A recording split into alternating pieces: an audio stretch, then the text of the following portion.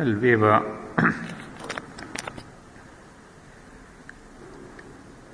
on page 52 in my edition of SABCL.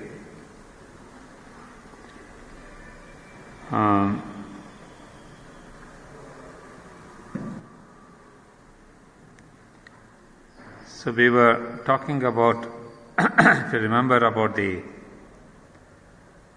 question of imagination.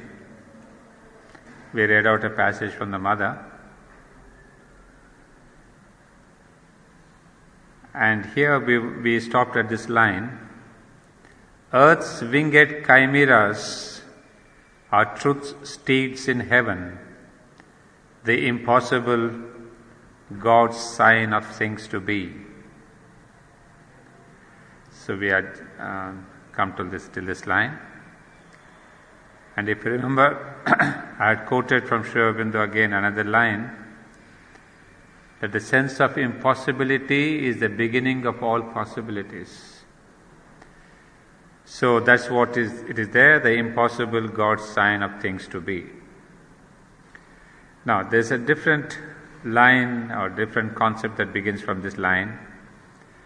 But few can look beyond the present state or overleap this matted hedge of sense. All that transpires on earth and all beyond are parts of an illimitable plan. The one keeps in his heart and knows alone. Our outward happenings have their seed within, and even this random fate that imitates chance, this mass of unintelligible results, are the dumb graph of truths that work unseen. The laws of the unknown create the known. Well, beginning with this sentence and a whole quite many sentences running into the next page, we have more or less one main idea. And that idea you can see in the last line that I read: the laws of the unknown create the known. That is, that there is something within, somebody within each one of us, who is actually wanting to or trying to express himself, influence the outer world. But we, the common human beings, few can look beyond the present state or overleap this matted hedge of sense, because we are so much caught up in our own world of the sensorial knowledge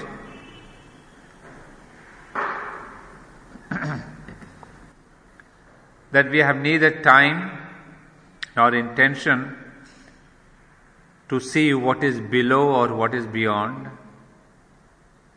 And all that transpires on earth and all beyond are parts of an illimitable plan. The one keeps in his heart and knows alone. So what is, gratifying is that in spite of all the misery, the ignorance, the suffering, there seems to be a master plan. Somebody is really not controlling the world, controlling is the wrong word, perhaps guiding. That power is guiding this world constantly at each minute. So all that is there is part of an illimitable plan. It's an occult plan, a mystic plan, which we don't know. But the one, that means the divine, keeps in his heart and knows alone. And this is a very beautiful sentence with the same meaning. Our outward happenings have their seed within. Well, it's really our ignorance, he would say that in the end, that we don't dip within, we don't go inside and see that every happening that happens to us on the outer level has a string of connection within, which we don't know. But you see, it says our outward happenings have the seed within. What we see outside is a result of the flower or the tree, but the roots are within, always in the ground. Similarly, our actions also have the roots in the psychic being, in the inner being. So, it's constantly trying to express itself, and even this random fate that imitates chance, this mass of unintelligible results, are the dumb graph of truths that work unseen. This is reiterating the same idea, that all that happens, every incident, we do not understand these unintelligible results. Oftentimes we see a result and we say, hey, why did this happen? I didn't do like that, I didn't expect this. Then why is it that this is coming to me, this is happening to me? So we don't understand oftentimes the result. Please remember, the word result is important, because I think that what is happening to me is a consequence of my own action. But on the contrary, what is happening to me is a consequence of somebody's action initiated within each one of us. So it is not that I'm trying to escape saying, no, I can do everything and anything that I want. But on the contrary, what we see outer, as Sri Aurobindo would always maintain, that it is the inner which reflects on the outer. So we should not be one is, there are two things that I could understand. One is, if one is very egocentric and say, hey, this has happened, this good thing or bad thing, because of my ego. I am the doer. Well, that's fine. In the beginning, I am the doer. That's always the truth of all our life. And that's what the Gita also accepts. That each one of us who take up sadhana, the very first step that we come across is the ego is the helper. I am the doer. So when I say I am the doer, then all the consequences of my action are my own. So I believe that each of these consequences are because of me, my doing, my ego, my sense, my superiority. But then the Gita would tell us, and Sri Aurobindo has the same philosophy there,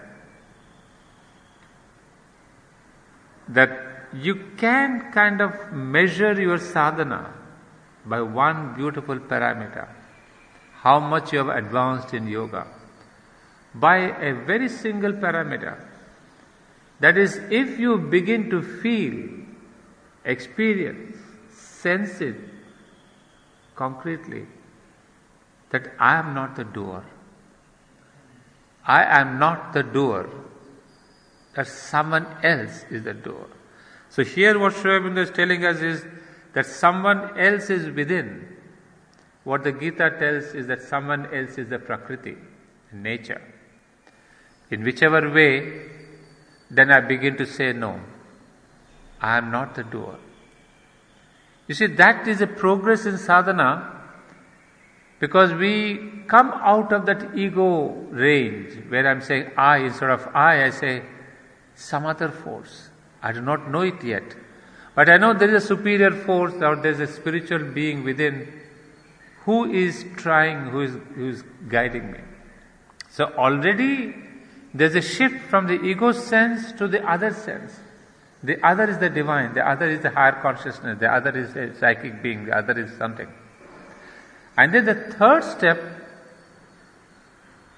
very beautifully instructed in the essays of the Gita, is you not only begin to feel that there is someone else who is doing that,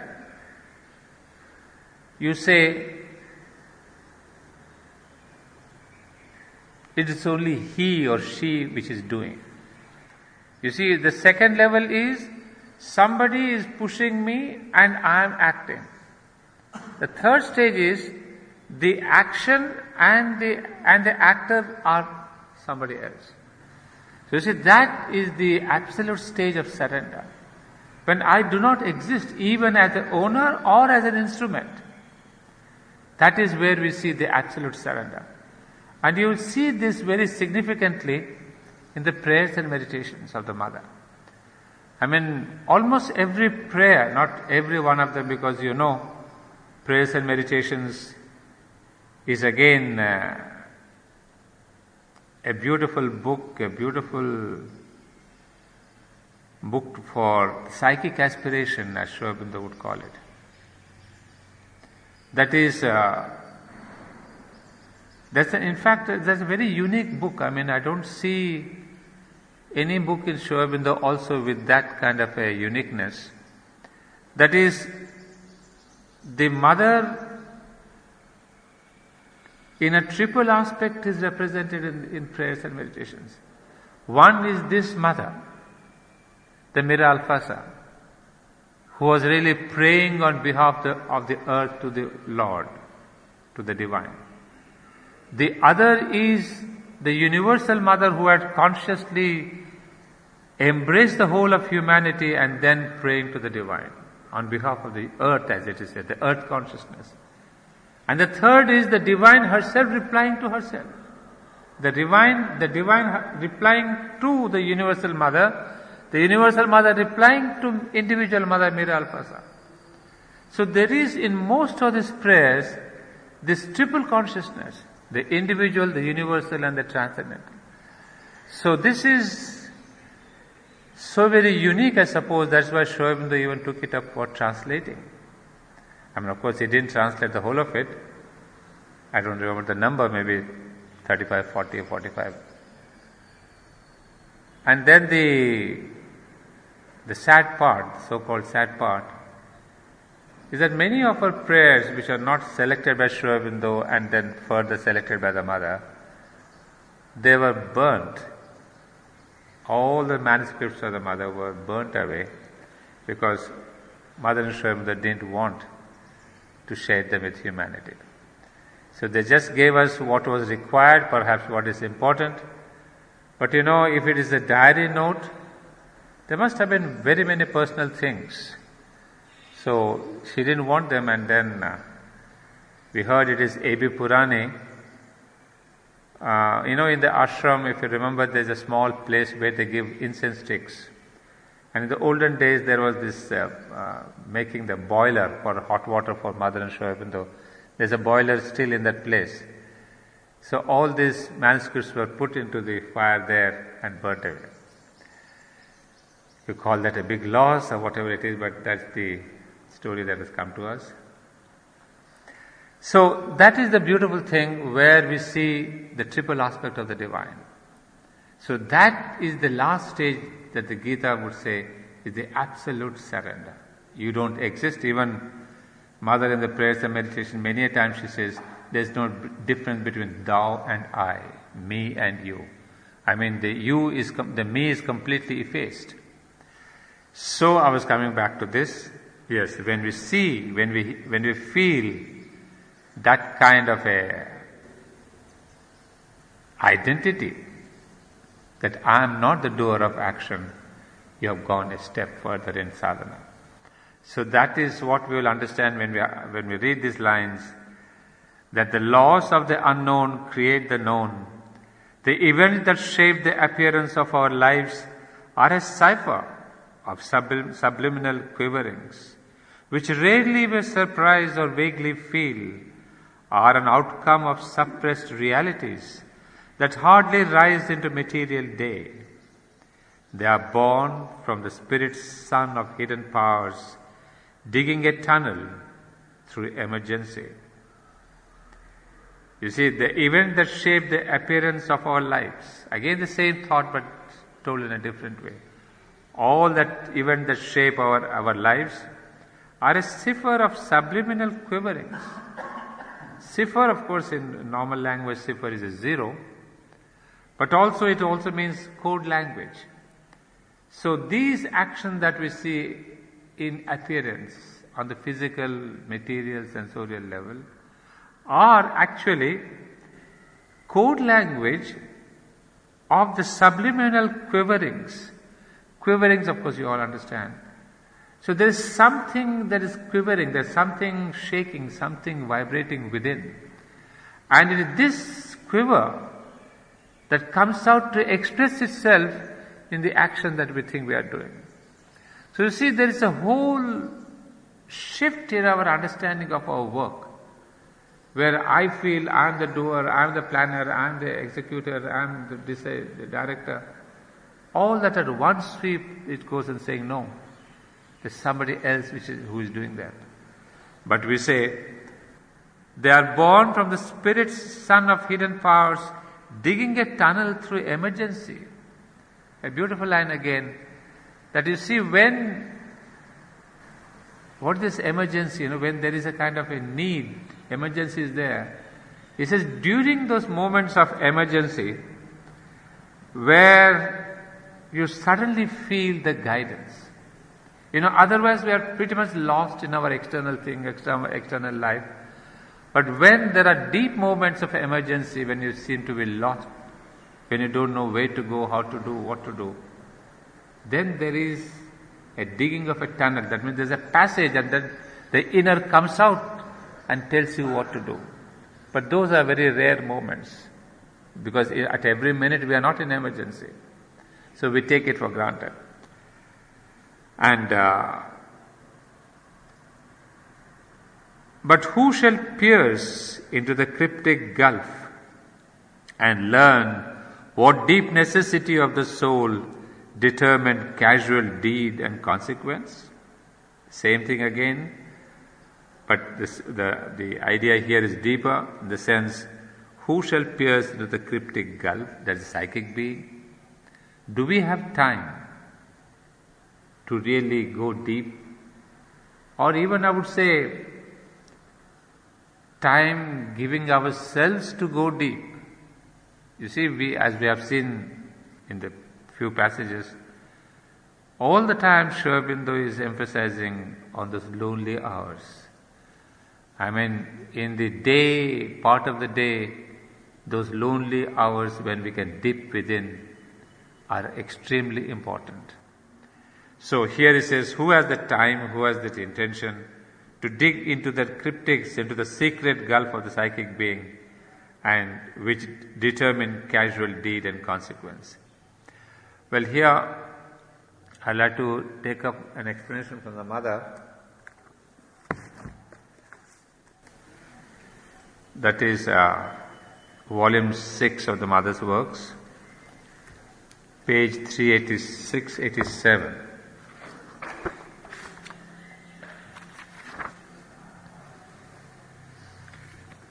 You see, this is page 386 of Mother's Works, volume 6. You see, all that I've read here, Mother explains in her own way. The question is, can there be some parts which serve the divine without our being aware of it? Yes, yes. In fact, there are some which not only always seek the divine, but have an intense aspiration, and one is not aware of them. The psychic being is like that, and it is always there. But one becomes aware of it only very rarely, exactly what Sri Aurobindo said here, in very seldom we go in. It is so veiled, you see. I spoke a while ago of the outer crust. It is really like a crust.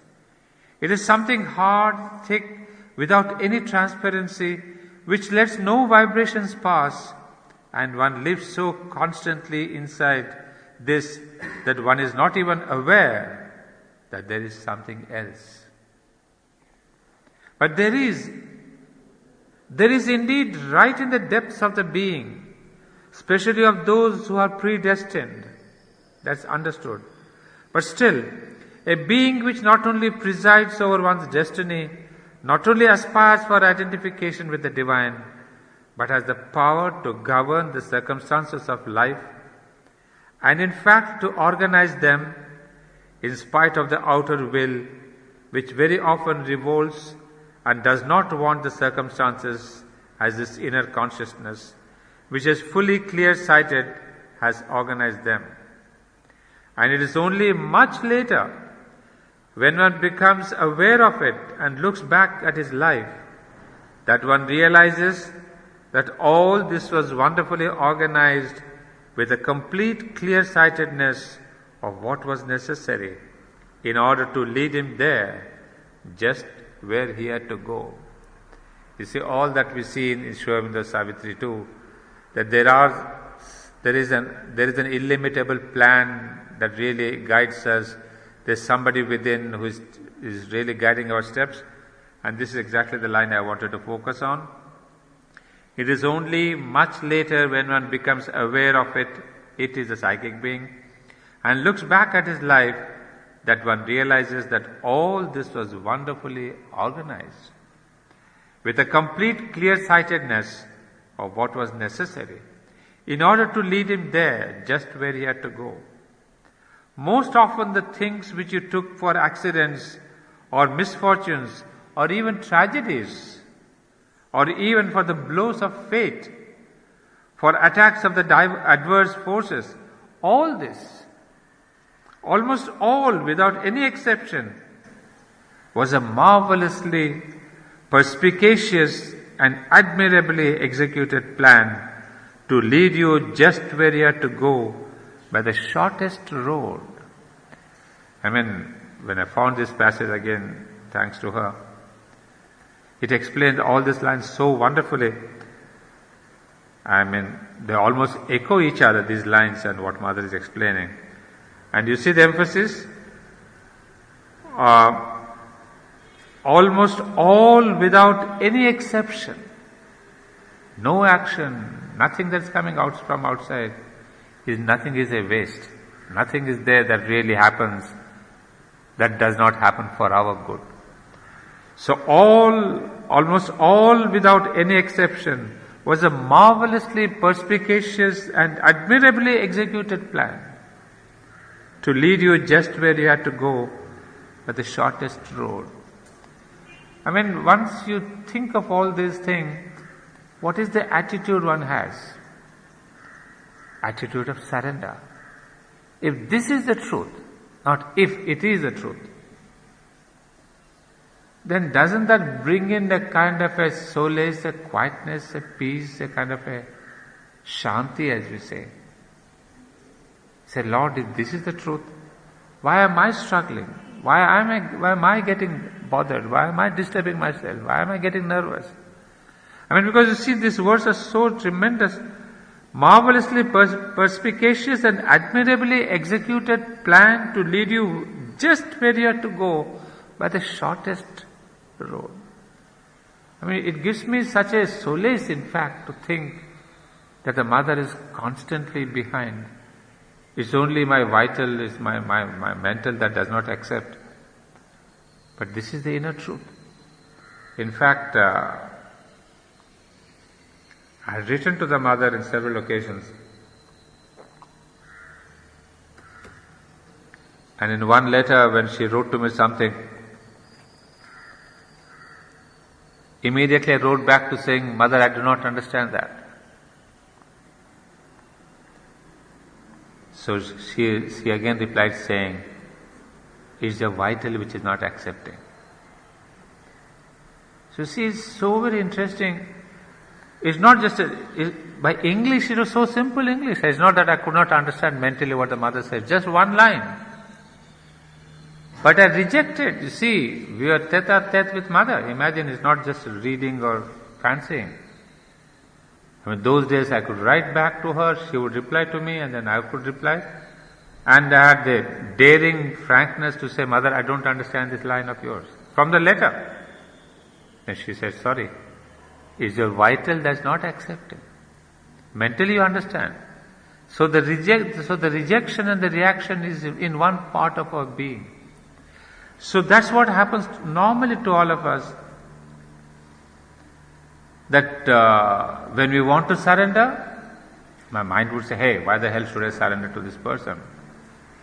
No, I'll also react. I'll also act. I am also so and so. But if one seeks a quieter moment, if this is what we read, then we say, Mother, if this is the truth, I will give in myself to your truth. If you are acting through all these things, why should I bother?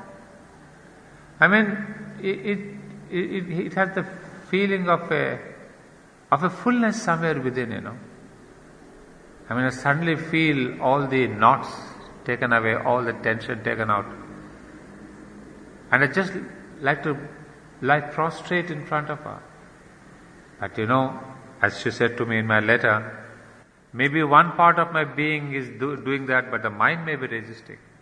So that's the problem with the human beings. One part surrenders, the other one rejects, the one part doesn't understand. So we are such a complex being. Of course, this is not always absolute, because it depends on the importance of the individual in relation to the importance of the surrounding circumstances. That's why I said at the beginning, every predestined being. What I mean by predestined is a being who has come down upon earth to accomplish a precise mission, and who naturally will be helped in the accomplishment of this mission. It may be a very modest mission, but it's a precise one that he has to accomplish upon earth. Well, all these beings, their life is organized in this way. But 99.5% are not aware of it, and they revolt or lament, and then above all, they pity themselves greatly and lament their own difficulties, their own miseries, their own sufferings, and caress themselves gently. Oh, my poor little one, how unhappy you are. But it is their inner being which has done everything. So this is, of course, she is clarifying that it may not happen to every one of us. It happens with those predestined ones. That's a very important word. So, and I'm happy she has added this, because you see, otherwise it would have become something like the Gita, Bhagavad Gita, where Lord Krishna is telling Arjuna that think of me and fight. That means you can go and fight and kill your own gurus, your own acharya, your own elders, your own pitrus, your own uncle, your own relations. Because you are not the doer, I am doing it. The same thing that Shweta is telling or the mother is telling. But then in the end he warns Arjuna that don't tell this truth to every Tom, Dick and Harry. But then what happened?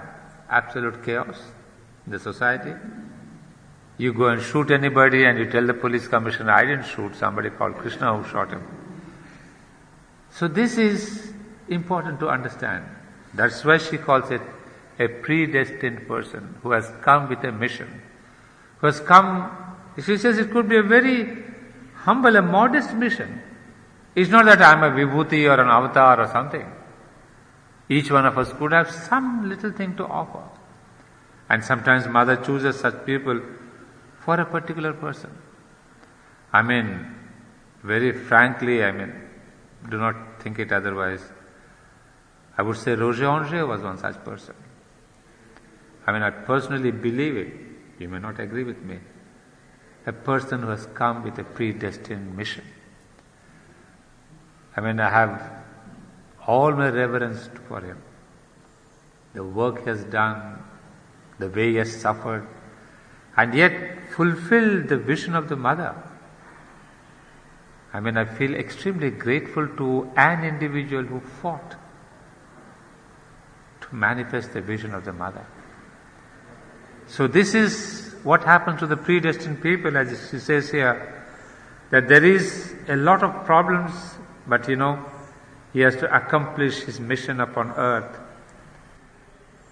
So this is what I was telling about the inner being, the psychic being, and is always there, as she puts it here. But it's only later that when we look back at life, that one realizes that all this is wonderfully organized with the clear-sightedness of what was necessary in order to lead him there. So, that's one clarification which brings us closer to understanding Sri Aurobindo's lines here. And then, the next lines here. Absorbed in a routine of daily acts, our eyes are fixed on an external scene. We hear the crash of the wheels of circumstance and wonder at the hidden cause of things. See, it's a very, very graphic image, graphic line. I mean, this line hit me very hard. Our eyes are fixed on an external scene. We hear the crash of the wheels of circumstance. You see, all the time, we seem to be so much in the outer world. I mean, it's not that we want to be ascetics, but as the mother would explain, I'll read out something. I mean, that question of indrawn doesn't seem to be comfortable at all. You see, I've tried sometimes to be quiet, but all the time the thoughts bother you. The thoughts take you out, link you to the outer world. So, we have to struggle to get a moment when the world is disconnected and you say, hey, let me be with myself.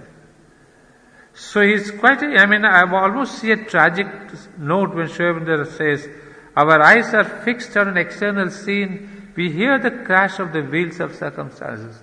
We see this thing happening, that thing happening, and wonder at the hidden cause of things. Let me take you directly to Mother's volume here, on volume 8, page 193. She has given an extraordinary explanation of this, how it happens. There's a question here on page 193. Mother, in the heart there is a double action. The action of vital impulse and that of pure emotion. What makes this mixture possible?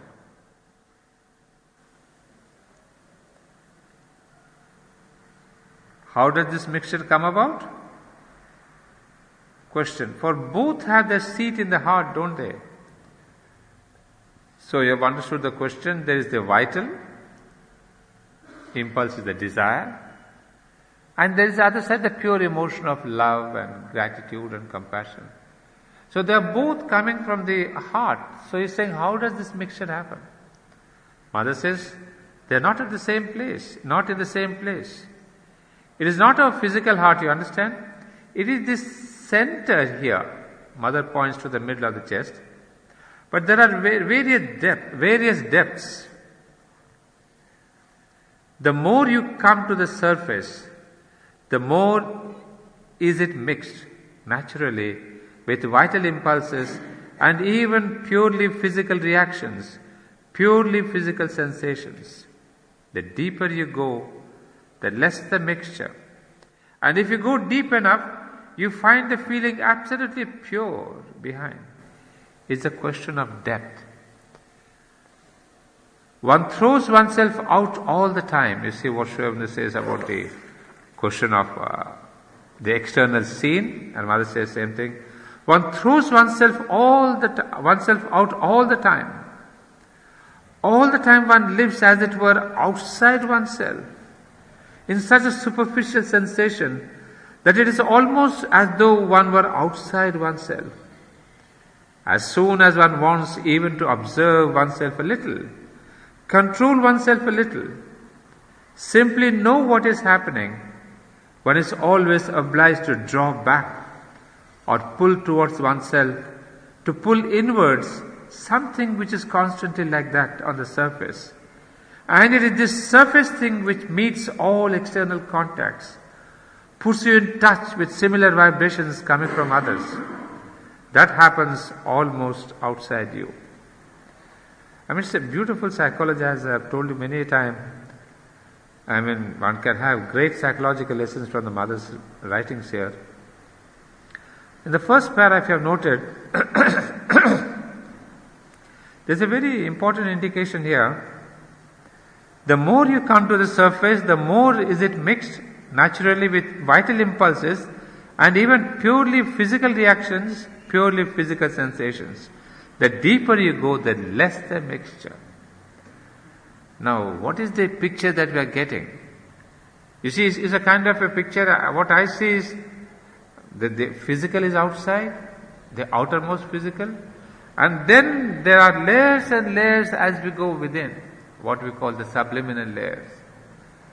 And then the mother is telling that outside, the more you come to the surface, the more there's a mixture of desire and emotions and all that. But the beauty is, the deeper you go, the less the mixture. What is it? Why is it important?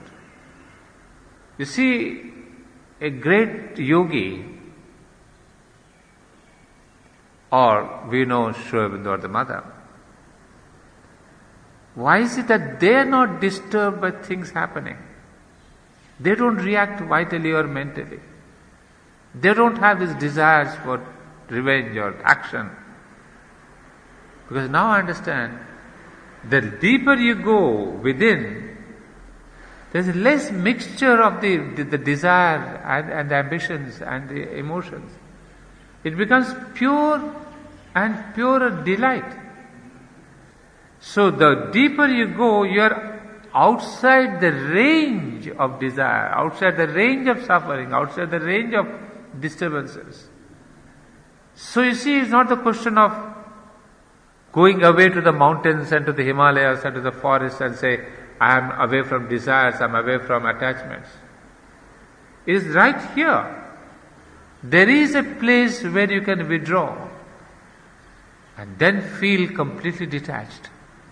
Then feel no sensation of sorrow, suffering, attachments. So he says it's not a question of rejecting the outer, or what we say this sannyasa.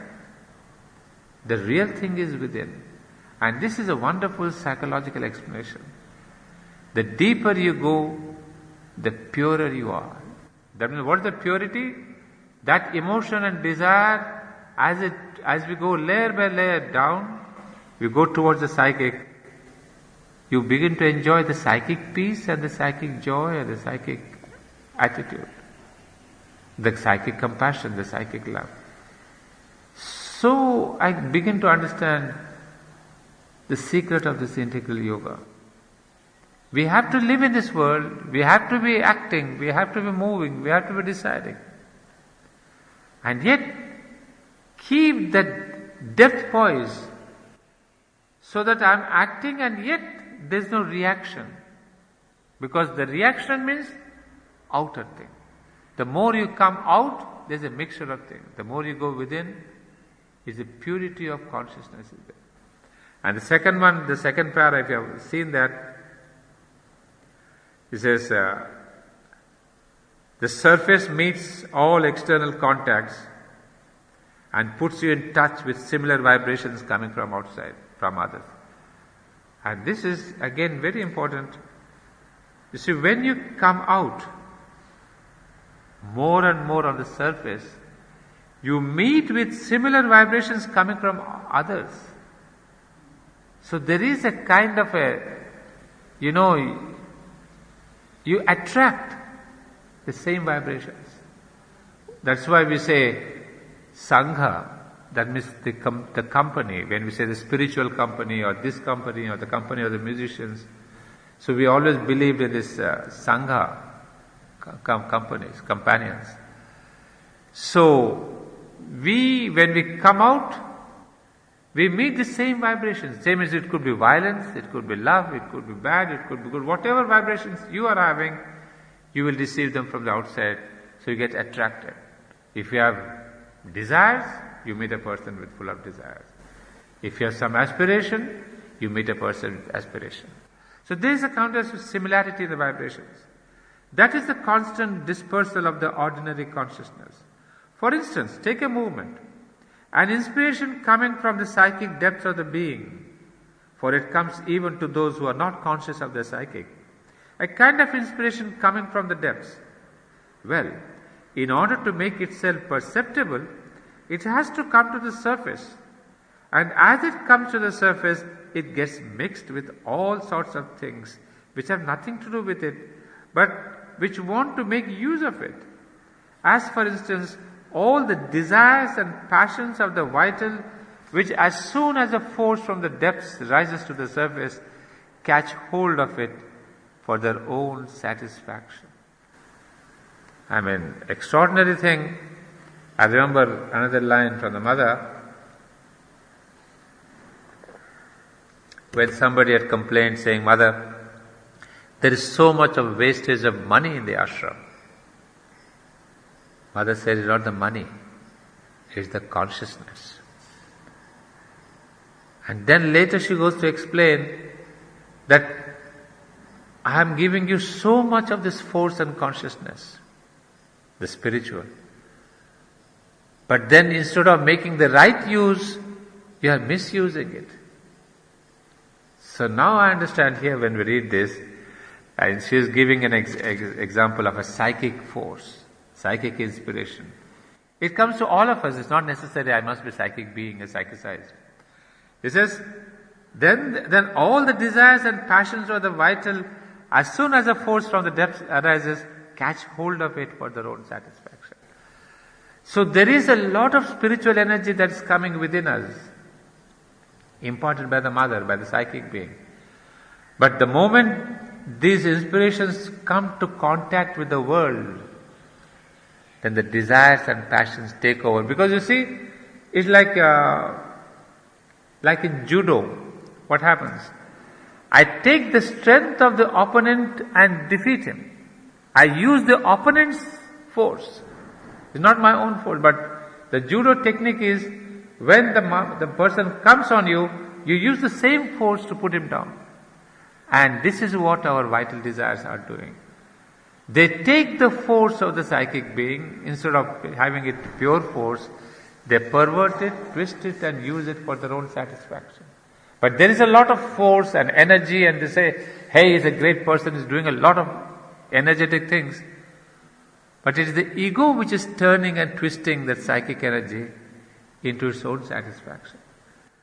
Or else people who live in the mind and want to understand and evaluate their experience to judge it, then it is the mind that seizes upon this inspiration or this force which rises to the surface for its own benefit, for its own satisfaction, and it becomes mixed, and that spoils everything. It's the same thing with the mind, not only with desires and vital things.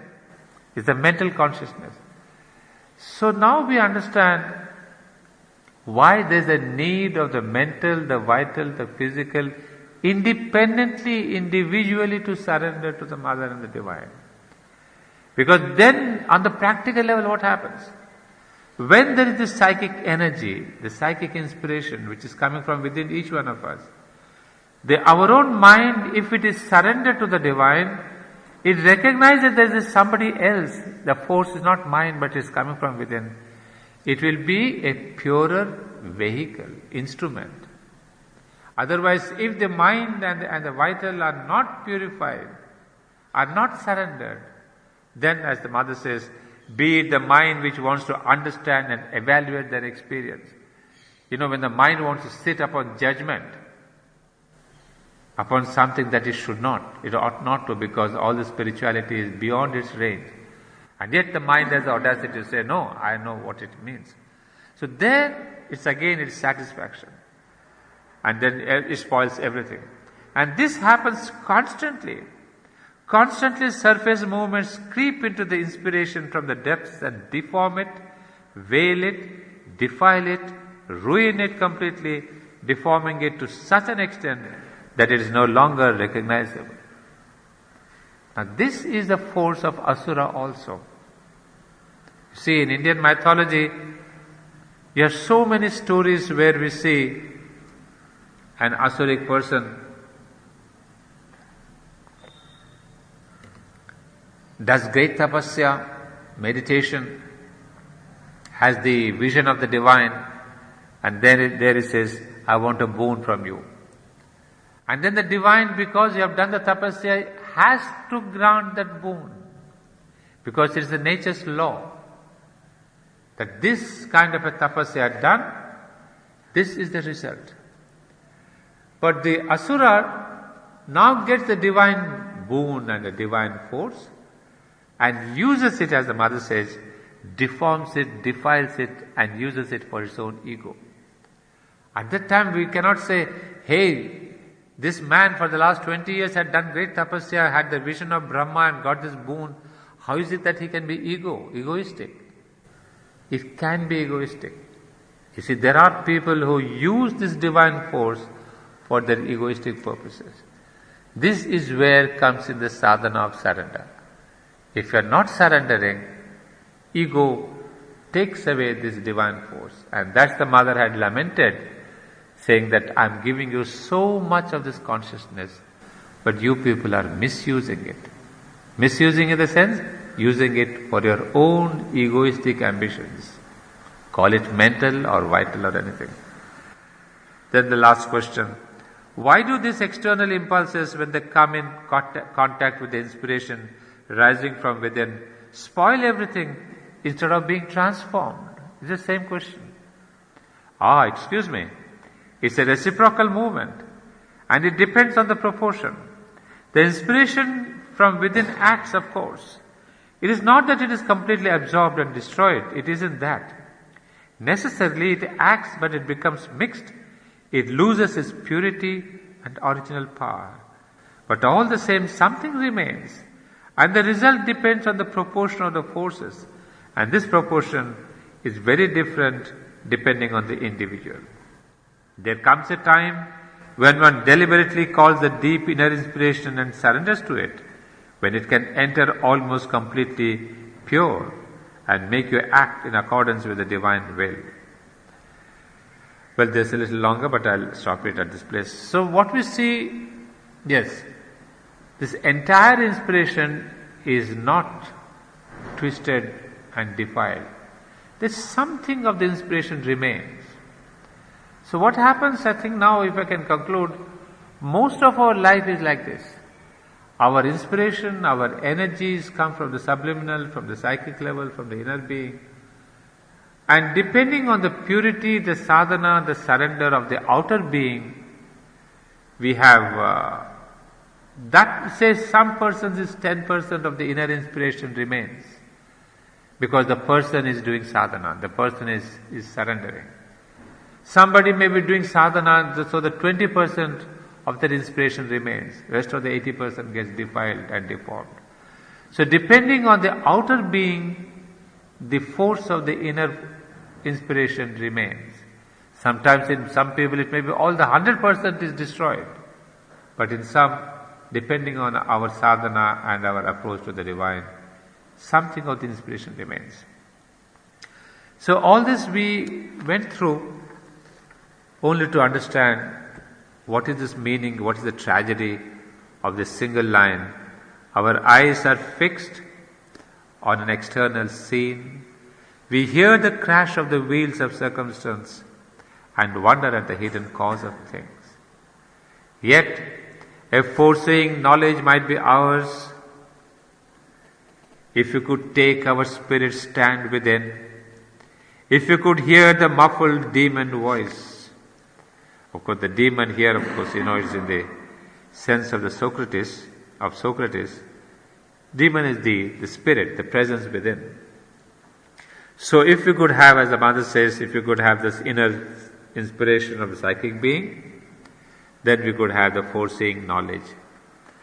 Too seldom is the shadow of what must come cast in an instant on the secret sense, which feels the shock of the invisible, and seldom in the few who answer give the mighty process of the cosmic will communicates its image to our sight, identifying the world's mind with ours.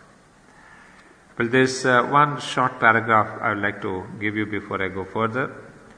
This is on Mother's Volume 4 on page 24 and 25. I brought this specifically because Mother dealt with this question of the demon, the inner presence. And then very interestingly she says, this sense of the presence must be developed or given to be developed when one is young, when one is a child. So it is not that one thing we think that it is out of sadhana or yoga that I develop the sense of the presence within. So on the contrary, she would say the children who have this greater privilege of feeling the presence. So she would say we should tell them this.